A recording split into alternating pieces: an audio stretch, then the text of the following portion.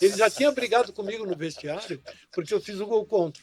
Foi burro e lento, não sei o que. Ele me xingou pra caramba. E a torcida me vaiando. Toda vez que eu pegava uma bola, cortava alguma coisa, perdendo de 1-0, eu falei, vou chutar em gol. Me preparei. E aí ele gritou ali do banco: se chutar no gol, você não joga mais comigo. Aí eu falei, agora que eu vou chutar. Ah, Aí eu fui, é? larguei. Quando eu fiz o gol, Ah, vim xingando e olhando pra ele, fui indo pra torcida, cala a boca. Pô, os caras estão falando, isso aqui foi o gol do Fantástico.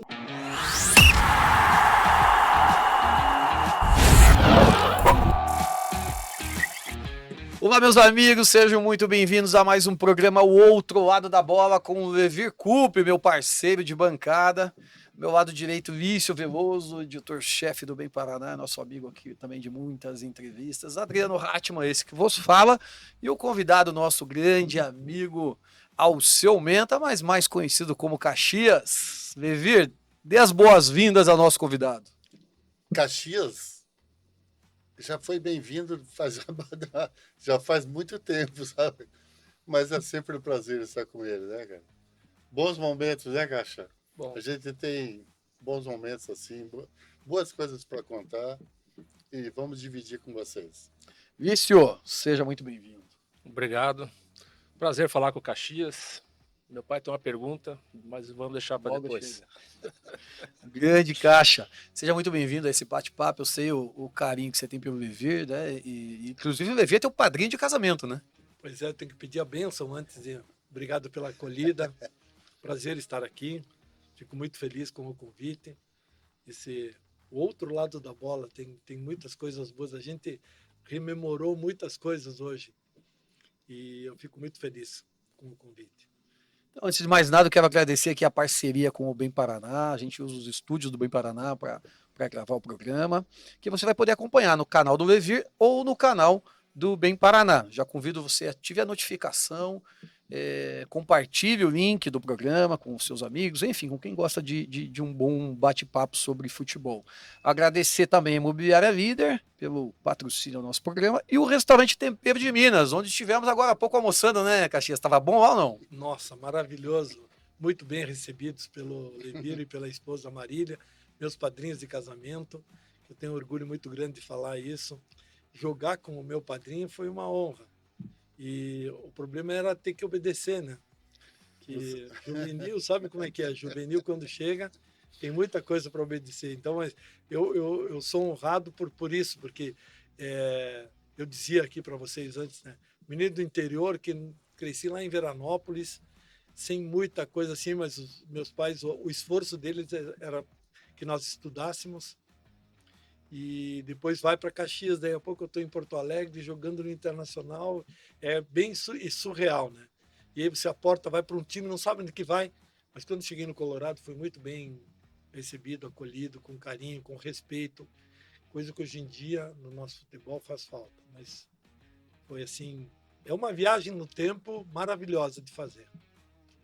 Caxias, você, como você falou, né? Você é de Veranópolis, foi morar em Caxias do Sul, um menino, e acabou pegando o apelido que é o nome da cidade que você carrega para sempre, né? O apelido foi lá no Internacional.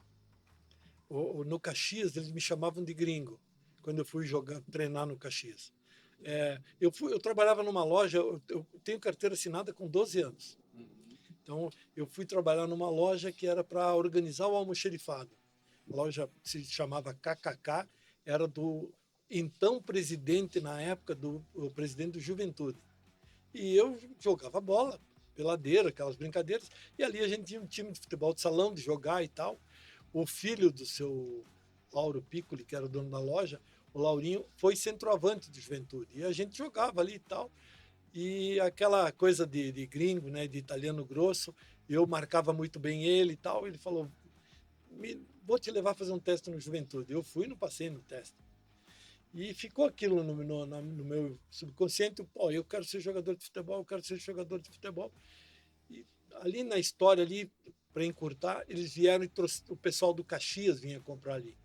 E eu convidei eles para jogar um futebol de salão. Cedenir, Lino, que eram jogadores do Inter emprestados ao Caxias. Bagatini, tinha lá um monte de gente. E aí foram jogar um futebol de salão, me viram jogando e disseram: escuta, venha fazer um teste lá no Caxias. E eu fui. Eu pensei que era fazer um teste lá na base. Não, o treino era no profissional. Fui no profissional e fui marcar o Lino. Isso com quantos anos? Com 14 anos, 14 para fazer 15. Uhum. E aí fui marcar o Lino e o Lino passou a primeira, a segunda deu uma chegada nele. Na terceira, saímos na briga. Na quarta, quase quebramos o pau. O treinador, que era o Marcos Eugênio, expulsou nós dois do campo. E eu estava indo embora, ele falou, moleque, fica aí, não vai embora não, fica aí. Aí ele falou, quero que você continue treinando aqui. E assim começou a minha história. Pô, já no profissional, hein? Não, fui treinar no profissional. E aí, depois eu fui embora do Caxias, não fiquei no Caxias, porque era para assinar com o Caxias e eu quero fazer um teste no Inter. Aí o Caxias foi jogar contra o Grêmio e o Marcos Eugênio me levou e me deixou lá nos Eucaliptos, um sábado de tarde. Desembarquei do ônibus, sem saber, Porto Alegre.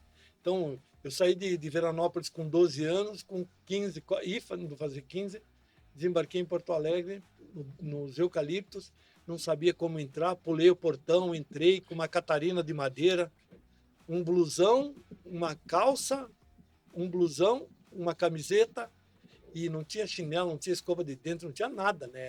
Era isso.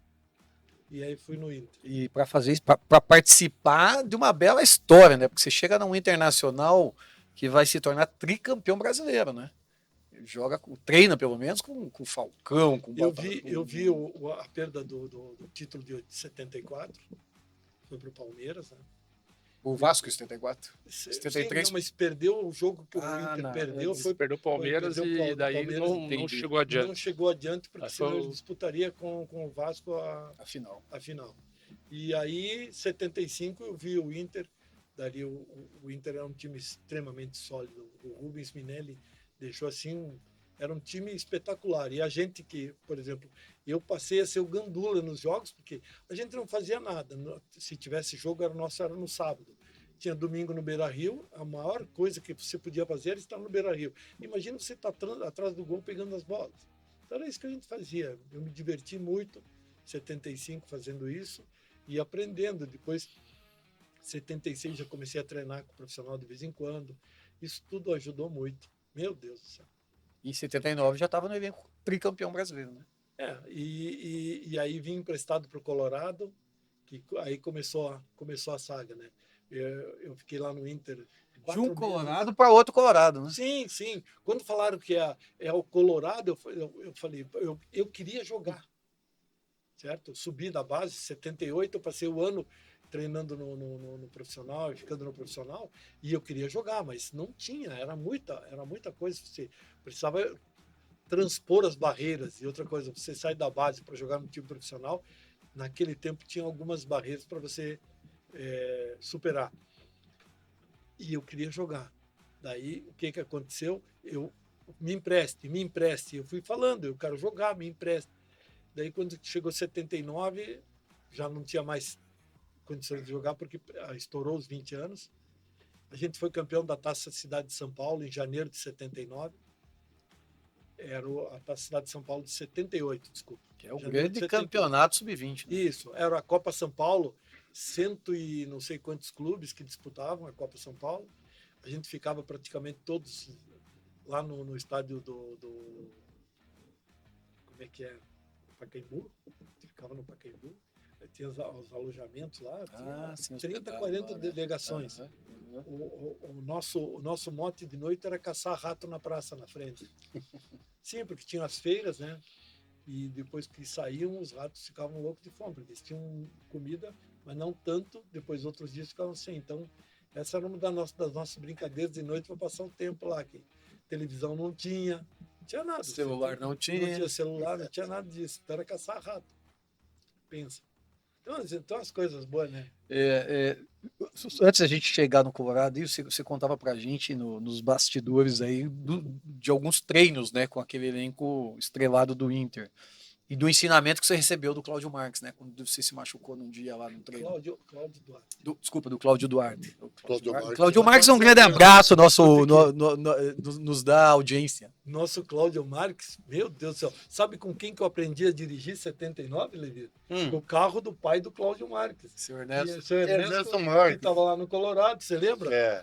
Eu comecei a fazer a dirigir ali dentro da Vila Capanema, em 1979, em setembro, outubro, novembro, dezembro, eu comprei um carro, fui embora para Caxias do Sul, fui no Detran, não posso falar, né? Eu tirei peguei a carteira. Agora ninguém vai ter perder. Agora já era. Deve falar, porque a gente É o quer outro saber. lado da bola.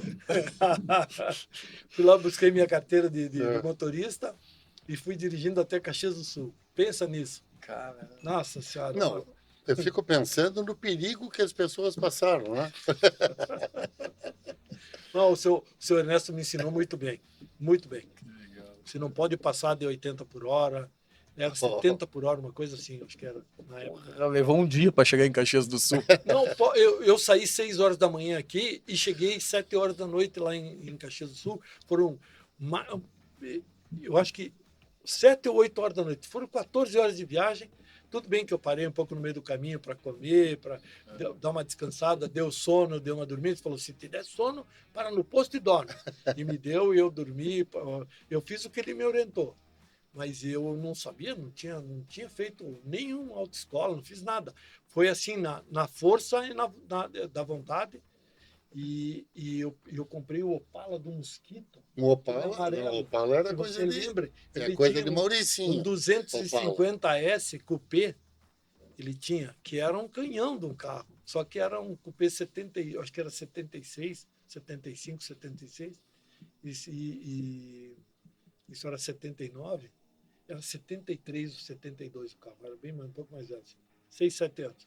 E o carro tinha um canhão, né? Se acelerava, ele ia. Mas eu fui bem comedido e tal, e deu tudo certo. Fui e voltei com o carro. Depois trouxe. Olha que legal. Fui, Só parou para abastecer 6 vezes também, né? Porque o carro bebia bastante, 250S. bebia. 6 km por litro. Era uma coisa assim, fazia 6 por litro, bem isso, e eu gastei mais ou menos aí 100 litros. O tanque eu acho que era de 40 litros, acho que foi umas 3 abastecidas. Um salário para chegar em Caxias. Você vê que tem gente que tem sorte na vida mesmo, né? Ele foi e voltou sem bater. Que sorte. Teve um bom professor, né? Não, Senhor mas sabe Ernesto. uma coisa? Eu respeitei as coisas. E quando fui tirar a carteira aqui no Detran, eu nunca esqueço que o diretor-presidente do Detran era um tenente-coronel da Polícia Militar do Paraná, uma coisa assim. Vou lembrar o nome dele depois. Como é que é o teu carro? Eu falei, é um Opala Coupé 250S. Hã? Eu falei, onde é que é a primeira do carro? Eu falei, a primeira é para cima. Ele falou, ela é no volante? É. E onde é que é a ré? Eu falei, a ré é para baixo, lá embaixo. É primeira, segunda, terceira e a quarta é a ré. Só tem 3 marchas? Eu falei, só tem 4 marchas. É a primeira, segunda, terceira e quarta. E depois a ré, eu acho que era para cima, uma coisa assim. Eu errei. Puxar 2 pontos para cá.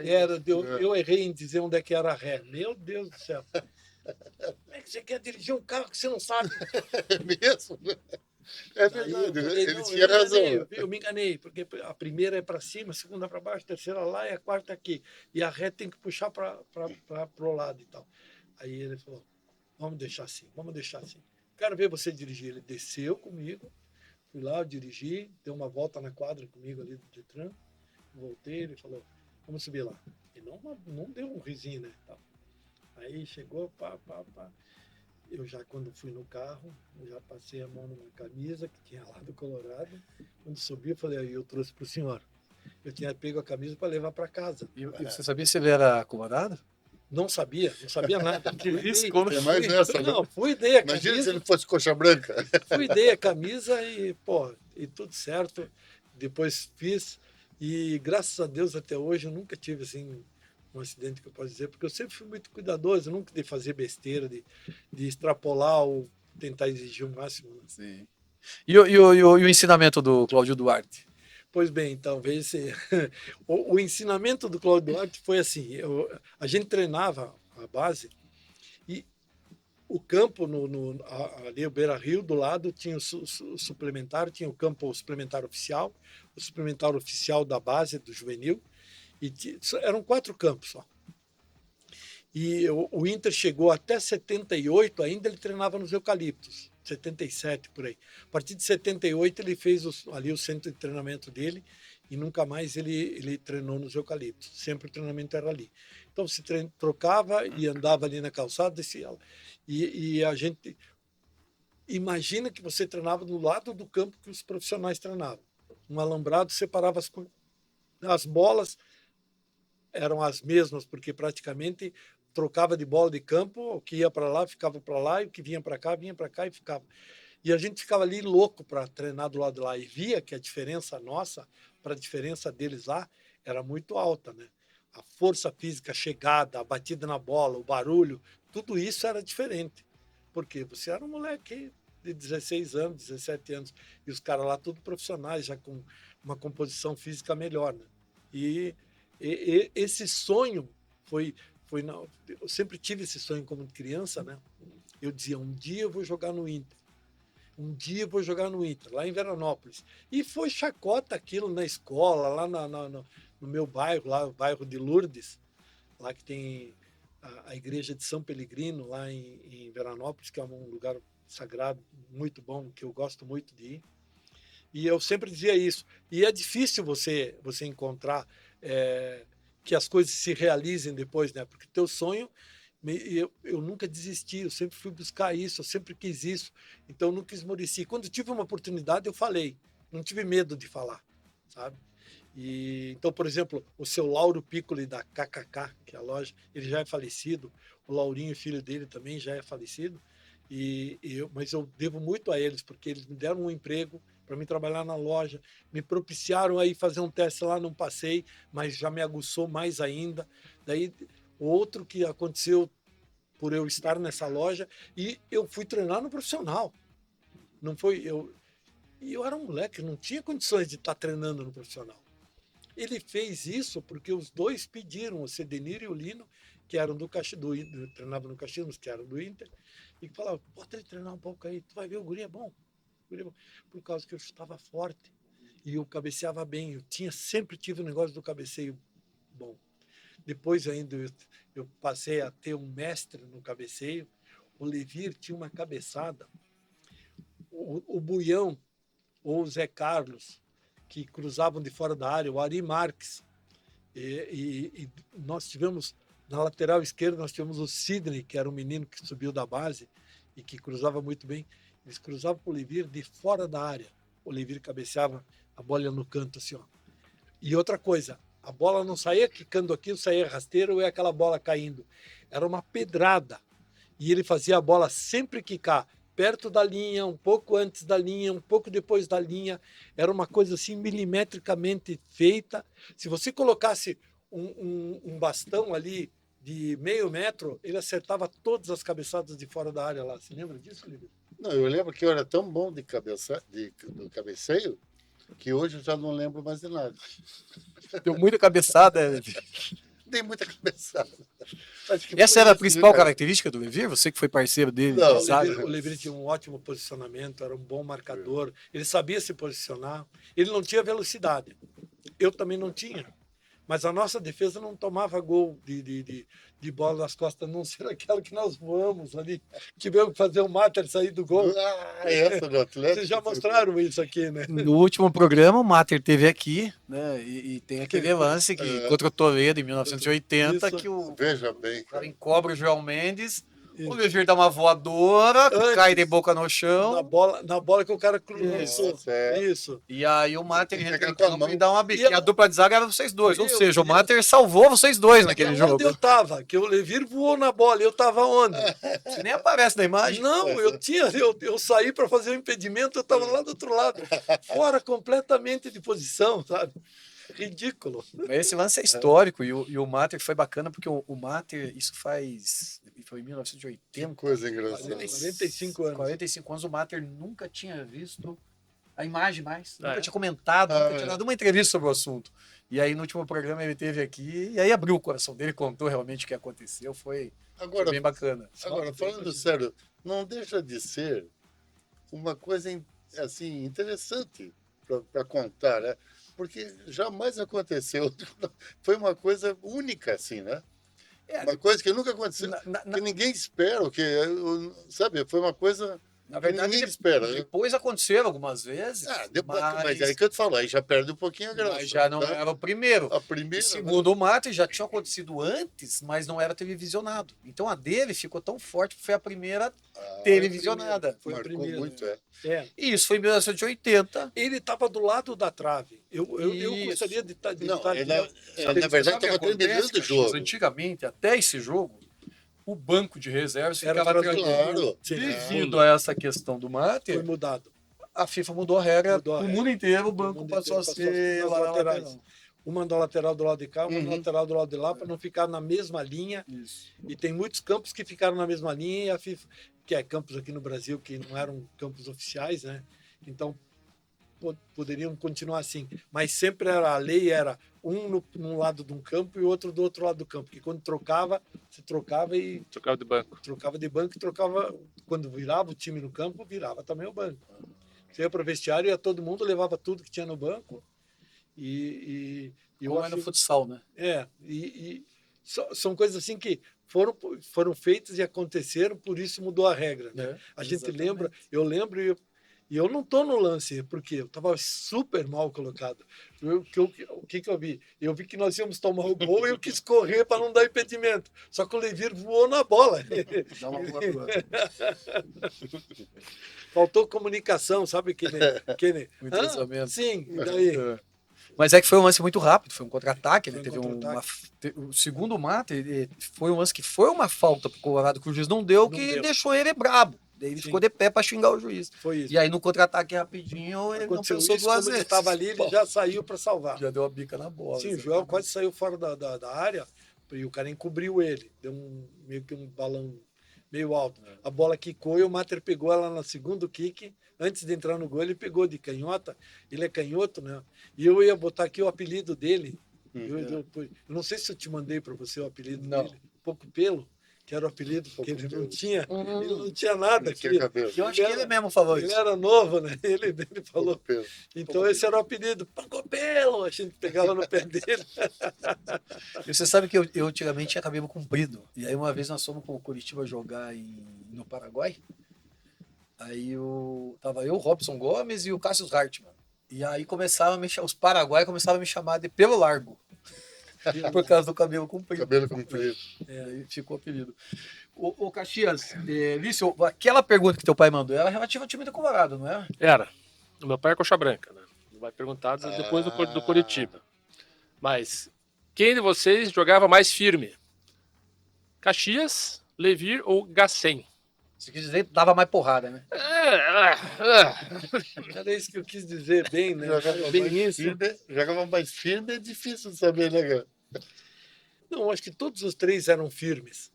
O que tinha um pouco mais de maldade, eu acho que era eu, dos três. O Levir era uma moça.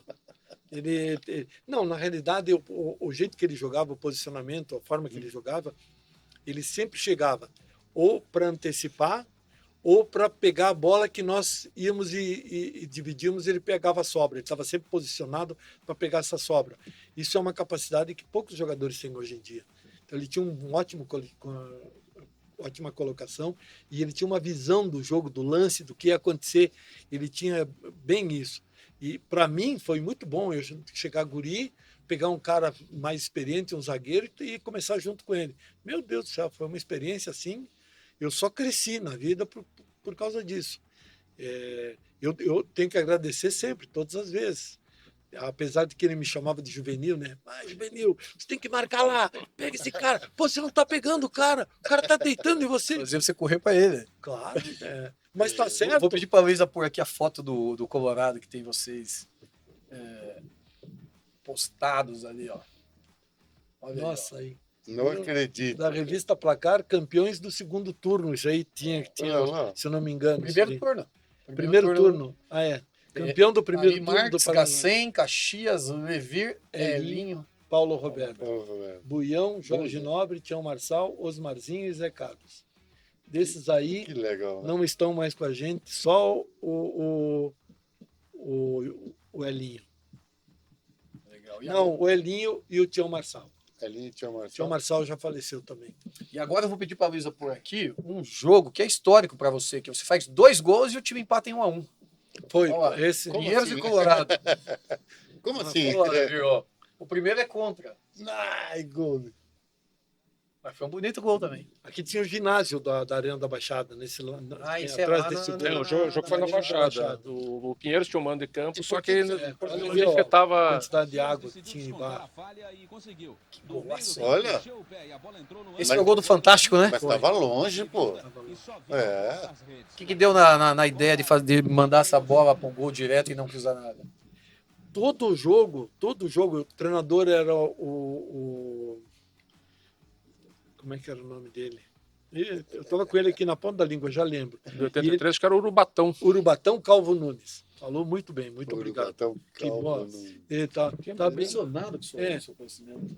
bem isso. E Eu ia perguntar para o Caxias também dos jogos do Campeonato Brasileiro de 83, que o Atlético foi terceiro colocado, mas o Colorado quase tirou o Atlético no grupo.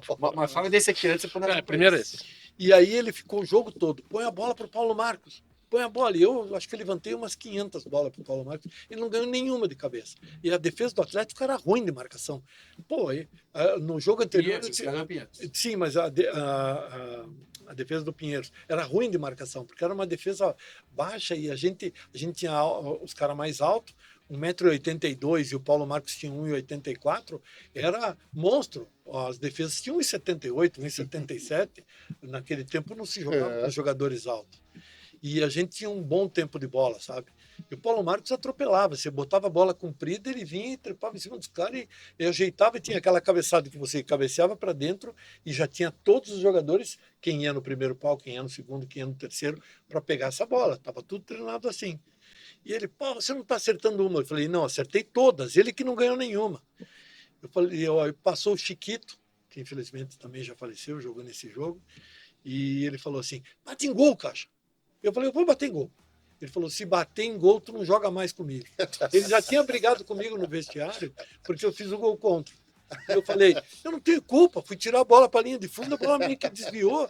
Ele falou, nada, foi burro e lento, não sei o que. Puta, ele me xingou pra caramba. E eu brigava muito com o Urubatão, porque eu enfrentava ele, sabe? Eu não gostava das palavras que ele usava. E eu e o Paulo éramos meio que os líderes do grupo, assim, né? A gente cobrava meninada, fazia as coisas.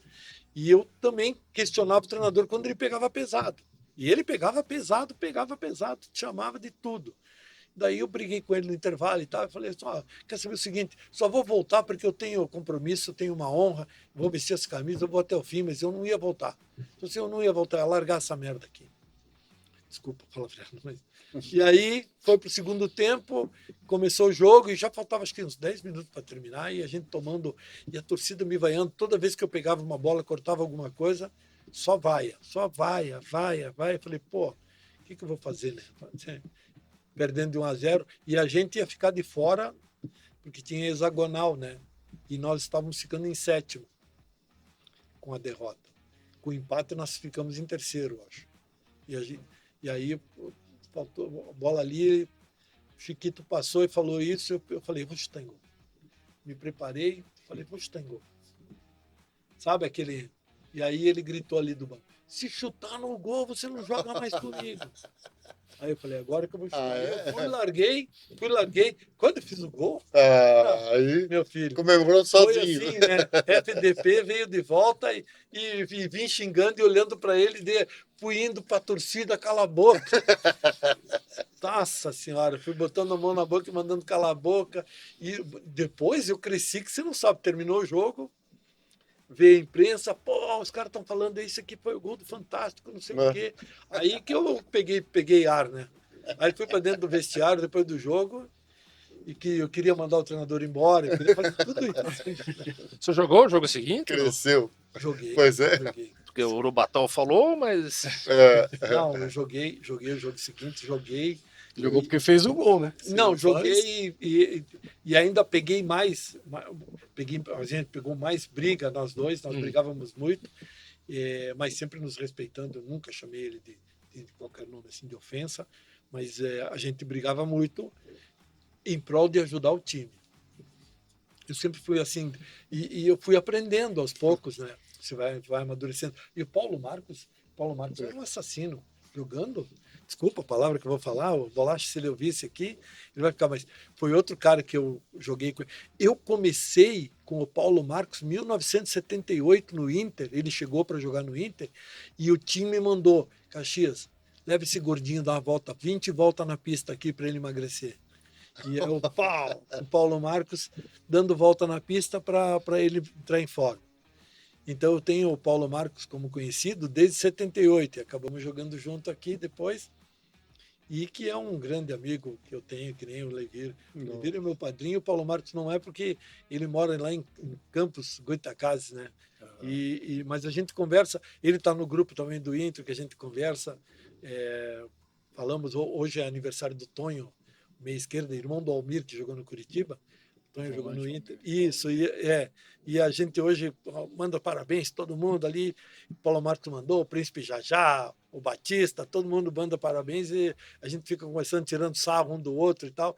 E que um não aparece no grupo, que não aparece e tal, mas são pessoas assim que a gente tem eles com muito carinho. O Paulo Marcos e o Levir, que eu aprendi, que eu saí da base e eu peguei um cara que me ensinou muita coisa. Não dá o bote assim, não faz isso, você está fazendo errado isso. Pequenos conselhos que são dados naquele momento exato dentro de campo, que eu tive o privilégio de poder usufruir, de poder tirar isso dele. Ali você já imaginava que o Levi ia ser treinador um dia? A gente tinha isso de conversa. O Ari Marques, uma vez eu e o Ari conversamos sobre isso. Depois, quem falou assim, disse, não, ele pode ser um bom treinador e tal. O Zequinha, que já tinha parado. Que fez dupla de zaga com o Levi no Colorado também. Inclusive falou, no jogo do Ziquita, no 4x4, era Levi e Ziquita. Era Levi e Zequinha. 4x4? 4x4. 4x0 e o Ziquita fez 4 gols. Fez 4. E quase fez o quinto. Eu vi esse jogo, vi o tape desse jogo aí. Nossa, assustador isso. Assustador. Mas aí não ia ter graça se fosse 5x4. Não para você, né? Mas para a torcida do Atlético ia ter muita. A torcida do Atlético ia fazer uma estátua do porque Ziquita no dia seguinte. Ficou muito marcado, né? Ficou muito marcado. Você fez gol naquele jogo, né? O segundo gol. Não, fiz o segundo gol. De cabeça. Fiz de cabeça. Aí eu saí, né? Correndo, falei, hoje eu me consagro aqui. Como é que foda? Mas que bacana. Eu peguei jogo assim. O Caxias, eu ia até te perguntar, tem outro jogo também, vou voltar um pouquinho no tempo, né? Em 1980, é o título que foi dividido, né, pela Federação entre Colorado e Cascavel. E você estava nessa final, né? O que aconteceu nesse jogo? E por que tem esse fato histórico de um título ser dividido? Nesse jogo, eu não joguei esse jogo final. Eu fiquei no banco. Nesse jogo de 80, eu estava no banco. Eu não joguei. Quem jogou, que foram os titulares desse jogo aí, eu acho que jogou o Gacém com... Eu não me lembro quem foi o outro zagueiro. Jogou o Gacém e um outro jogador que jogou esse... E o Levi já tinha ido embora pro México também, né? No meio do campeonato. Já, porque senão eu estava jogando. Eu acho que o Levi tinha saído. Esse jogo do Cascavel, eu não joguei a final. Eu joguei alguns outros jogos. O Colorado tá ganhando de 2-0. Se claro. faz o terceiro, é campeão, né? Bem isso. E aí o time do Cascavel fez o famoso caicai. Era o técnico, era o Borba Filho. Ele comentou no intervalo do jogo, e a gente até foi para o vestiário, a gente falou isso. Ele falou, se eles continuarem nessa pressão que nós estamos com um jogador a menos, se o juiz continuar roubando como está, nós vamos cair no campo, vai acabar o jogo. A gente ouviu, a gente levou para o vestiário, mas ninguém deu bola. O vestiário estava um turbilhão, sabe? Estava 2-0. Mais um gol, ficava igual. Aí eram outros critérios que nós venceríamos. Mas se nós fizéssemos 2, nós seríamos campeões. Então, 2-0 já nos colocava com a mão perto da taça. Mas não nos dava o título. Nós precisávamos do 3. E não aconteceu o terceiro gol. Ficou ali, e aí eles fizeram o caicai e acabou o jogo. Você vai eles foram no intervalo, foram consultar e o jogo termina e o juiz vai colocar na súmula 1-0 para o adversário. Colocou 1-0 para o Colorado. Não colocou os 2-0, porque o regulamento dizia, quando o jogo termina por desistência do adversário, o regulamento diz que o adversário ganha o jogo por 1-0, independente de quantos gols ele tenha feito na partida. Então, com isso, eles ficaram 2 gols na frente, 2 gols na frente. No terceiro, nós empataríamos no coisa e ganharíamos nos outros resultados, e 4-0 a gente seria campeão direto. Então, nós ficamos 3 gols atrás deles ainda. A lembrança que eu tenho desse jogo é que o Colorado fez 2-0 meio rápido, assim, Sim, e tava foi dominando. rápido. O Jaiminho, acho que foi o Jaiminho que fez um gol, e o outro gol foi o Júlio César, não me lembro bem assim. Sei que foi muito rápido os gols que a gente fez, um aos 20, outro aos 25, por aí.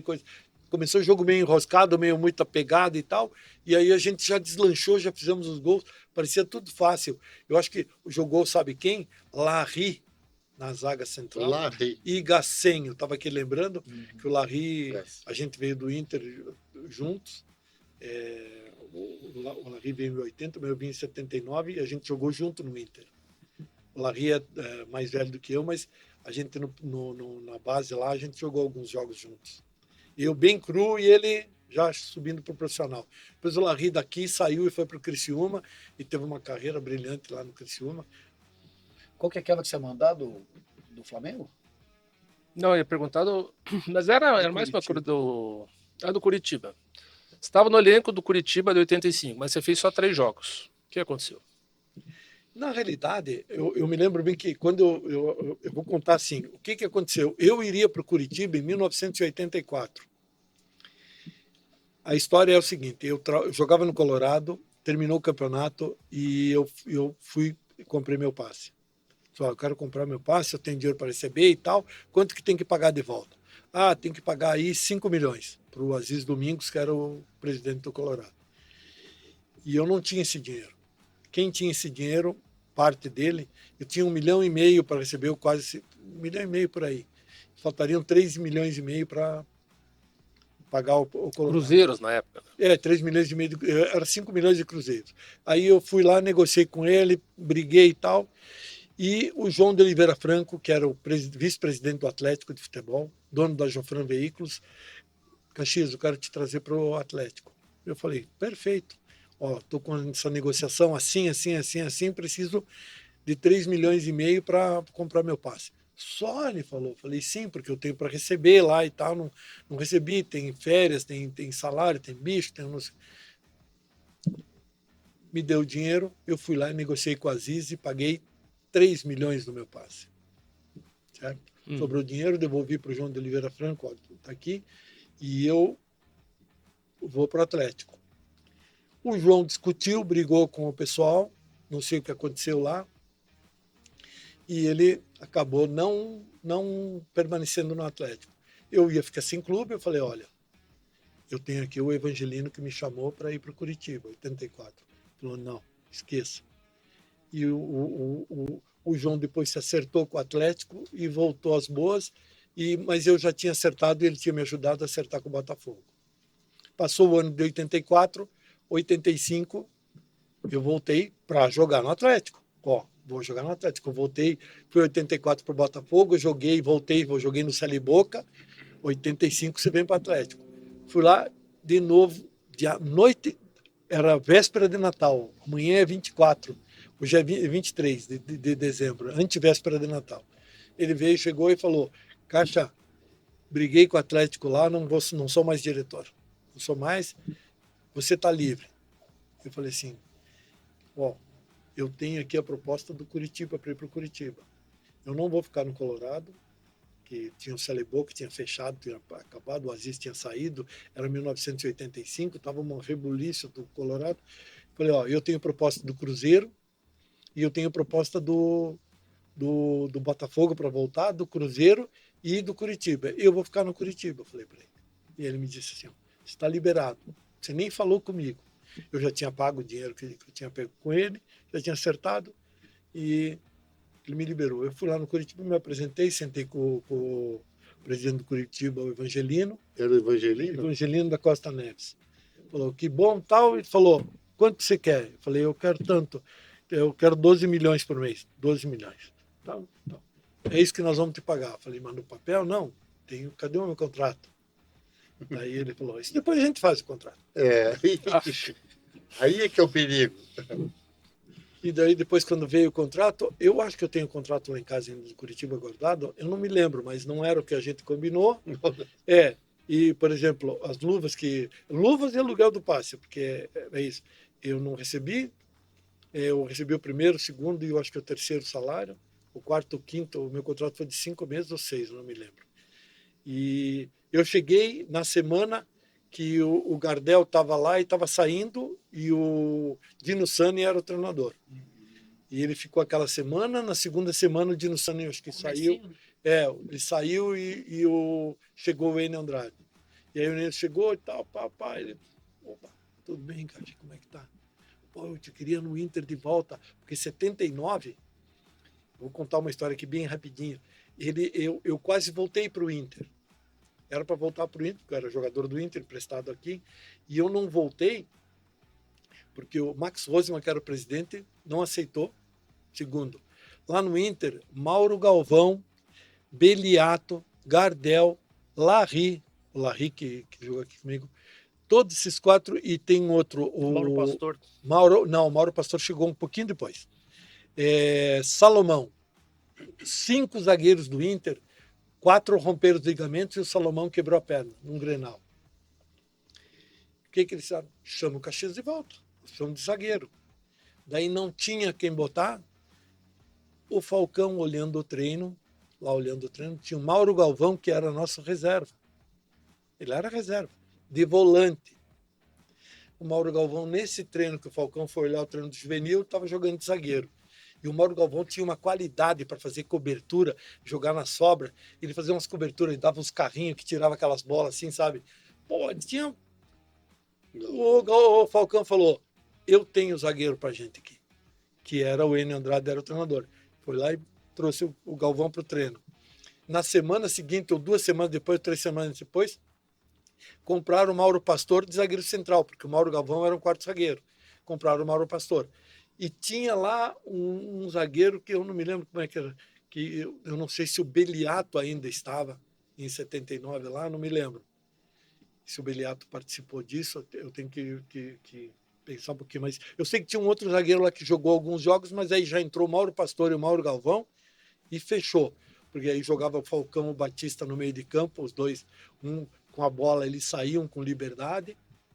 As laterais que o Enio montou ali do jeito que ele montou. E, pô, ele fechou o time de um jeito assim, que deixou o time... Que era o Chico Espina. Chico Espina na frente, entrava no segundo tempo, era para fazer aquela correria do tamanho de um trem, né? Uhum. Então, para lembrar o que aconteceu, que era para mim ter voltado para o Inter, não voltei, e aí surgiu o Mauro Galvão, para você ver. Se eu volto, o Mauro Galvão não aparece. Olha que estrago que eu ia fazer. Olha o estrago que eu ia fazer. E hoje a gente conversa, fala todo tempo. Hoje que é aniversário do Tonho, todo mundo no grupo manda, né? Porque é um cara que a gente gosta e tal. Às vezes tem alguns do cara no grupo que não ganham tanto elogio assim. E eu corneteio, né? Eu fico ali no grupo e fico corneteando. E o Mauro Galvão até hoje mantém a mesma postura, o mesmo jeito, a mesma humildade. Ele nunca mudou 1 milímetro a forma de agir. Né? Isso. Foi um cara muito correto. E é um cara sensato, com posicionamento. A mesma coisa que você olha aqui, ó. Não é porque é meu padrinho, mas é... E outra coisa, ao mês de agosto, de 8 de agosto, eu mandei uma foto, achei uma foto, ele, o Gotardi do Atlético e o Aladim. Alfredo Gotardi, Aladim, eu e o Levir, numa foto assim. Eu achei e mandei. Daí, bruxo, como é que você tá? Mande notícias aí, mande sinal de fumaça. 8 de agosto, não respondeu. Aí eu falei, pô, mas te mandei uma mensagem. Ele falou, tá, tu deve estar mentindo que me mandou mensagem. Eu mostrei para ele aqui. Ele falou, pois é, né? Eu acho que o meu celular não recebeu isso. Mas ele não falou mais nada, sabe? Eu estou falando para caramba, só é o seguinte, quem tem que falar são vocês também, não só eu. A gente quer saber, a gente tá curioso para saber do Curitiba. Você disse, aí chegou o Enio Andrade, que quis você, e você jogou 3 jogos. Claro, o Curitiba tinha Gomes, Heraldo e Vavá, né? Que eram os que jogavam mais. Na realidade, quando eu cheguei, estava eu, Vavá, o Gardel, que estava jogando com o Vavá. Gardel. E ele chegou e precisava um zagueiro. Aí eu cheguei. E aí eu cheguei no banco pro Dino Sani. E aí, no próximo jogo, eu iria jogar. E me deu distensão, eu não joguei. E aí jogou o Vavá e não me lembro quem que jogou o outro zagueiro. Eu acho que ele até improvisou. Não, o Heraldo. Aí, o Heraldo. Jogou o Heraldo. Jogou o Vavá e o Heraldo. E aí, logo em seguida, passou, acho que umas 2 semanas, 3 semanas, eles contrataram o Gomes. Porque o Enio falou, eu quero 4 zagueiros, eu quero 4 laterais, eu quero 4 volantes. E aí lá para frente eu não preciso disso. Eu já tenho um centroavante bom, que era o Índio, ele não estava preocupado, porque ele tinha o Gil, ele tinha o Edson, ele tinha o Lela, ele tinha opções para isso. Ele tinha o Tobi, que era um jogador que aparecia bem na frente, tinha o Marco Aurélio, tinha o Paulinho, lá de Caruaru, de coisas que eram jogadores que apareciam bem. Então ele tava, a preocupação dele era montar a parte defensiva. Ainda foi muito assim. E ele tinha o Jairo e o Rafael, trouxe o Gerson da base para cima e tinha um outro goleiro que era da base também, que estava lá em cima, que eu vou lembrar o nome dele. Agora me fugiu o nome. Então, o Enio sempre foi um cara muito preocupado e ele foi muito claro. Ele falou, o meu titular é o Gomes e o Heraldo, Caxias. O Vavá é o reserva imediato, você é o segundo reserva. Às vezes pode ser que eu te ponha você no lugar do Vavá. Depende do que eu olhe o jogo e a condição do jogo. Eu vou fazer isso. E foi o que ele fez. Ele foi sempre honesto, como ele foi comigo no Inter, ele foi honesto no Curitiba, eu sempre obedeci. E vou te dizer uma coisa, o Divonzir Frega.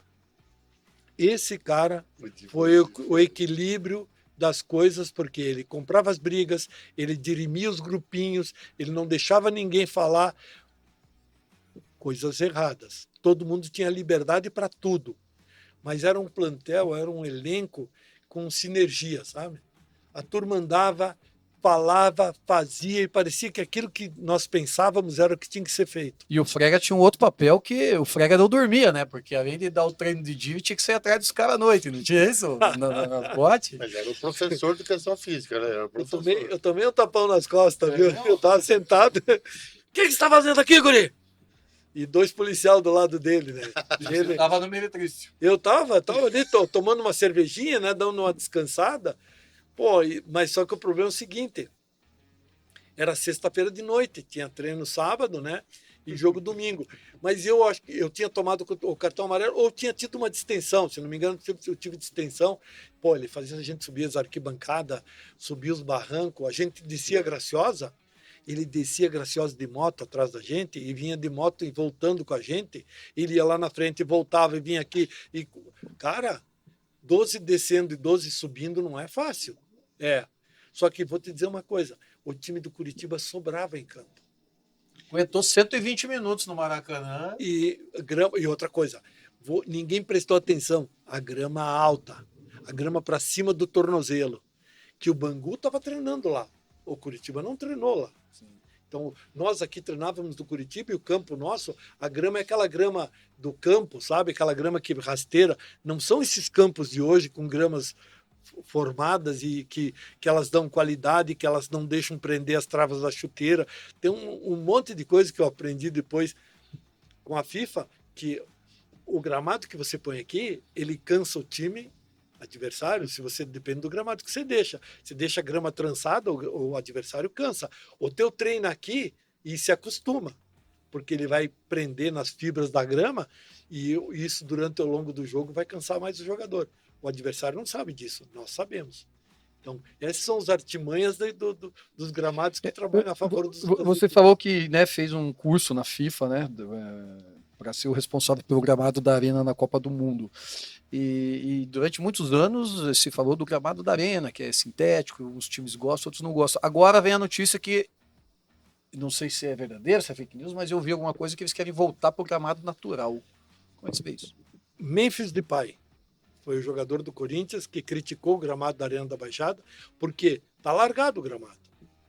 Além dos eventos, muitos eventos que acontecem, jogos que acontecem, coisas ali, o gramado precisa ser revitalizado e trocado. Gramas sintéticas, tem muitas aí que surgiram. Espero que eu esteja errado, mas tem gramas melhores do que a que hoje está no campo do Atlético. A gente não sabe, eu não lembro de uma substituição de gramado do Atlético com uma grama de mais qualidade. O custo é alto, mas a manutenção é baixa, porque você bota lá a fibra de coco, um pouco de borracha misturada e a coisa funciona. Só que eu particularmente, te digo o seguinte, quando eu estudei gramados, um campo leste-oeste, ele nunca vai ter grama de qualidade. Ele é norte-sul, que nem o do Couto Pereira, ele vai ter o campo vai ser maravilhoso. Por pouco sol, muito sol, vai ser transversal a passada do sol em cima dele e o gramado vai ser bom. Vila Capanema é norte-sul, o gramado é bom.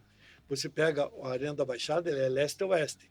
Então ele pega pouco sol, muito pouco sol. Além da estrutura do campo do Atlético, como ela foi construída no pouco espaço que tem. Ele não tem um distanciamento em cima. E a cobertura do Atlético, por mais que você use aquelas aranhas que bota dentro de campo com as Fotossíntese lá? Isso, com as lâmpadas, você não vai conseguir colocar um gramado de qualidade, a não ser que você tenha o dinheiro e a qualidade que tem o Real Madrid, que você tem lá, eles têm 5 gramados embaixo, cuidando. Eles tiram o gramado de cima, colocam para baixo automaticamente e colocam o gramado para cima. Daí você tem uma estrutura diferente, que é um padrão de outro mundo, né? Nós não estamos na Terra, isso aí é lá no... Não, o que o Real Madrid faz é... Lá no Japão tinha um que o gramado sai de dentro do estádio, né, velho? Sai. Não, eu tava Sapporo achando Dome. engraçado porque, você vê, olha, nós estamos falando de futebol. Agora, olha bem, mas para acontecer o futebol, olha o que tem que acontecer em volta disso. Só a questão do gramado, que ele acabou de conversar. Só a questão do gramado, olha bem como é que funciona. Então, é realmente uma estrutura, não é coisa simples assim, não, como a gente imagina, né? Porque você vê um jogo, você só vê se está jogando bem, Esse jogando. detalhe do gramado leste-oeste O que funciona por trás do futebol, assim, para você entrar em campo e jogar, é uma coisa espetacular, assim. É verdade. Você pode olhar em qualquer lugar do mundo. Se o campo é leste-oeste, que ele não é norte-sul, para o sol passar com condições, ele vai ser um campo sofrido, ele vai ter ressecamento no campo. E o Atlético ainda tem um agravante maior. Passa transversalmente no campo do Atlético um esgoto ali, uma drenagem de água fluviais muito grande e bem embaixo do gramado do Atlético. Por isso que ele diz que o gramado do Atlético é uma merda. É.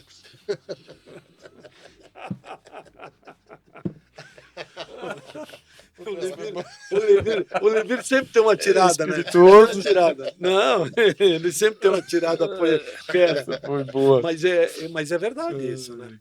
Caixa, agora de bate pronto. Qual foi o atacante mais difícil de marcar? Que eu marquei, Beijoca. Me peguei com o Beijoca. É um cara que você bate uma, leva duas. Por mais que eu diga, hoje um de nós vai sair morto daqui.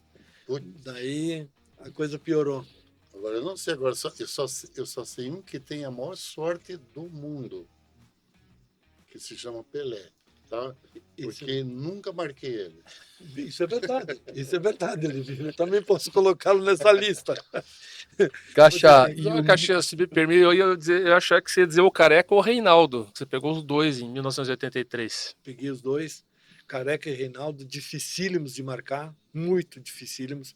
Eu peguei o Careca aqui no Couto Pereira, a gente padou 2-0 com o São Paulo. No Morumbi nós perdemos de 3-0. De 2-0, 3-0 nós perdemos, o Colorado perdeu. Foi 2-0 lá. 2-0, acho E que lá. aqui foi 2-2. 2-2 aqui. O Colorado estava ganhando 2-0. Tava ganhando 2-0. E o São Paulo estava invicto. E outra coisa, o gol de falta no final do jogo, que foi feito também. Não, esse foi o jogo do Atlético Mineiro que eu falei para o João Mendes: o Éder vai bater aqui, não sai daqui. Fica aqui que ele vai bater no teu canto. Que ele estava no canto, a barreira está fechada, ele não vai bater por cima da gente, que nós já encurtamos e vamos encurtar mais. Fica aqui. E aí fui para a barreira. Eu fui o último homem da barreira. Daí a bola passou assim do lado da minha orelha. Eu falei, tomamos gol. Porque o Joel não obedeceu, ele veio para cá e a bola ficou do lado da rede. Ficou do lado da rede. Ele só fez assim. Ele bateu do lado. Então, agora, o São Paulo, o São Paulo empatou com a gente na raça e na qualidade que o São Paulo tinha na época. que tinha um time muito bom. Era muito forte. Era muito forte. O Getúlio, lateral direito, e o Serginho, lateral esquerdo, eles toda hora estavam dentro da tua área. Era assim. Nelsinho, né? Nelsinho. Oscar, Dário Pereira. Oscar, Dario Pereira, e Olha. o volante era aquele que chegava a ripa pra caramba. Pita era o 10. Como é que era o nome do volante? Nossa, era um meio que... O Careca, o Zé Sérgio da ponta. Zé Sérgio na ponta esquerda, na ponta direita era o Careca, Zé Sérgio, e ponta direita do São Paulo. Eu agora não lembro. Eu tinha esse time na cabeça. Era muito forte. Era muito forte. Era um time assim... E estava invicto. Se o Tava Colorado invicto. ganha, derrubava a invencibilidade do São Derrubava. Paulo depois de Não sei quantos... 12 jogos, 13 uma jogos. coisa assim. Era uma coisa assim. A gente fez um jogo também muito bom contra o Atlético Mineiro. Nós empatamos no Mineirão 0-0. E aqui foi, acho que 1-1 ou 2-2. Acho que foi 2-0 para o Atlético Mineiro. Um desses gols foi o do Éder, de falta. Não, nós não perdemos aqui, eu acho. Do Atlético Mineiro? Nós perdemos aqui 2-0 e empatamos lá e classificamos. Empatamos 0-0 no Mineirão e classificamos. Dá um livrinho no Caio ali. Crachá. Tá aqui, ó. O livro Burro com Sorte eu sei que você tem. Você já Eu ganhou, tenho. inclusive autografado. Até vou pedir pra Luísa Autografado. pôr uma foto aqui um dia que nós vamos fazer uma visita pra você, eu, o Levi É, e o Rodrigo Barpa. Olha Olha ali, no ó. dia que você ganhou o livro Burro com Sorte, você estava se recuperando. Aí eu de uma- operado de no uma hospital cirurgia. ali, tinha feito uma cirurgia meia gravíssima, fiquei em coma, 40 dias em coma. Olha só, cara. Desculpa a pergunta, você foi quando? 2014, 2014. tem 11 anos. E esse aqui do Caio Júnior, que eu tive o prazer de escrever, vou te presentear. Pô, Caio Júnior foi um dos caras que eu mais admirei, que eu convivi muito com o Caio Júnior. Ele recém terminando jogador do Paraná Clube, ele passando a ser treinador, depois ele treinador, eu convivi com ele treinador, ele indo para fora, treinar lá fora, junto com o Júlio César. Junto com o Júlio César. Júlio César, Primeiro no Japão, né? O Júlio César foi goleiro da base do Inter. E Verdade. quando eu saí, o Júlio César estava chegando lá no Inter. Então o menino Júlio César, ele tem... O Júlio foi com ele até o Flamengo. Até o Flamengo no Japão, daí já era o Almir. Já era o Almir Domingues. Almir Domingues. Domingues. Almir Domingues trabalha comigo na Secretaria de Secretaria de Esportes do Esporte. Estado. Ele trabalha junto lá. Pô, Pois eu então, queria... manda um abração para Vamos ele. mandar né, um abraço cara? pro Almir. Pô, o Almir é um cara sensacional, um cara... Ele tem muita história. É um cara que a gente admira muito lá, tem um respeito muito grande por ele. Nos ajudam muito lá na Secretaria de Esportes. Legal. Nós temos que agradecer sempre que nós temos um secretário de esportes, o Hélio Virbinski, que foi centroavante do Atlético, que eu marquei ele num jogo, uns 15, 20 minutos. Eu dei uns tapão nele no jogo. E é por isso que ele me judia muito, sabe? Agora ele tá Aproveitar que nós recuperando. estamos nesse... Tá se vingando. Ele está se vingando. É. Mas era um ótimo centroavante. Escolheu estudar, né?